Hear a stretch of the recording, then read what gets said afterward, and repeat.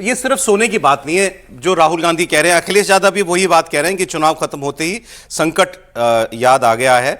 और ये सारी पाबंदियां चुनाव के बाद ही क्यों याद आई। चुनाव में जो हजारों चार्टर उड़ रहे थे वो क्या पानी से उड़ रहे थे। जिन होटलों में बीजेपी के नेता रुक रहे थे वहां का खाना क्या बस सिलेंडर की फोटो दिखा के बना दिया जा रहा था। उनका अपना तंज करने का तरीका। वो कह रहे हैं कि ये राहुल गांधी दो बातें कह रहे हैं और अखिलेश यादव ये कि भाई एक तो आपने ये चुनाव तक ये टाला, ये प्रतिबंध तो कोई नहीं लगा, होगा क्या अगर जरूरत पड़ेगी तो तेल महंगा कर दिया जाएगा, दाम बढ़ा दिए जाएंगे, बाकी पूरी दुनिया में तो बढ़े ही हैं, सिर्फ हमारे देश में नहीं बढ़े हैं, तो वो वक्त आ जाएगा। पर दूसरा वो कह रहे हैं कि ये मिसमैनेजमेंट का नतीजा। दो अलग अलग बातें। इसमें एक लाइन और मैं जोड़ूं। देखिए, मैनेजमेंट तो इस सरकार ने अपने तय जितना शानदार किया उतना देश दुनिया के किसी और देश ने नहीं किया। लेकिन एक बात मैं जरूर कहूंगा कि प्रधानमंत्री से लेकर पूरी कैबिनेट, पूरी सरकार और पूरी पार्टी, उनको भी ये दिखना पड़ेगा कि वो भी उतने ही संवेदनशील है। लेकिन इसमें से एक आरोप आपने सच माना कि भाई ये सब चुनाव के बीच में कोई अप्रिय बात नहीं की जाती है, तो ये चुनाव के बाद ही ये होना था। अब वो दूसरी बात कह रहे हैं कि ये हालात बने हैं कि आज आपको इतनी अपील करनी पड़ रही है लोगों से ऑस्टेरिटी मेजर्स अपनाने को। आप कह रहे हैं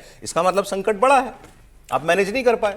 देखिए, जब हम कहानी कुर्सी की जब चुनाव चल रहा था और उस समय पेट्रोलियम के प्रोडक्ट की बातें की गई थी कि भाई भारत के अंदर अभी नहीं दाम बढ़े, तो उस समय भी मैंने कहा था ये सब टेम्पररी मेजर्स हैं और जब चुनाव खत्म होगा तो उसके बाद देखिएगा कि पेट्रोल और डीजल के दाम भी बढ़ेंगे और बढ़ना स्वाभाविक भी है।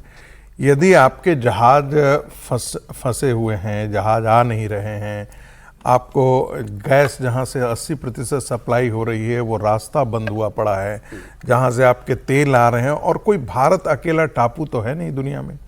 दुनिया के सारे देश, एक भी देश एग्जाम्पल बता दे जिसने इस पर प्राइस पर जिसे कहते हैं कि रोक लगा रखा हो, वहां प्राइस बढ़े नहीं हो। तो ये भूमिका बन रही है क्या तेल के दाम, गैस के दाम बढ़ाने की? मुझे तो ऐसा लगता है, मुझे ऐसा लगता है कि आने वाले दिनों में ऑयल कंपनियां का घाटा बहुत बड़ा है। ये भी हम 2 दिन पहले रिपोर्ट में पढ़ रहे थे, 38,000-39,000 करोड़ का घाटा उनका हुआ है। तो ये सब किस पर जाएगा? आखिर आने वाले दिनों में ऑफलोड करके जनता तक ही जाएगी। तो आने वाले दिनों में पेट्रोल और डीजल की कीमत बढ़ेंगे, इसमें कोई दो राय नहीं। और आने वाले दिनों का इंतजार सिर्फ चुनाव की वजह से किया गया, इसमें कोई दो राय नहीं है। इसको बारीकी से समझने चाहिए, क्योंकि स्वाभाविक है। और जो बाकी राहुल गांधी जो कर रहे हैं और वो कर रहे हैं, वह भी शुद्ध राजनीति कर रहे हैं। शुद्ध राजनीति मतलब इसलिए कह रहे हैं कि ये मिसमैनेजमेंट क्या है भाई। इसमें आपने कोई हजारों भंडारण की क्षमता, आप तो 54 साल शासन किए हैं, तो भंडारण की बहुत बड़ी क्षमता क्रिएट कर देते हैं। आपने वैसा तो किया नहीं।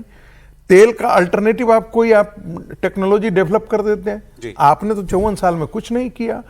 आप जब यूपीए की सरकार थी तो 3 लाख करोड़ का आपने जो है वो बॉन्ड जारी कर दिया, जिनको भरपाई करना जो है इस सरकार ने टैक्स के साथ भरपाई किया।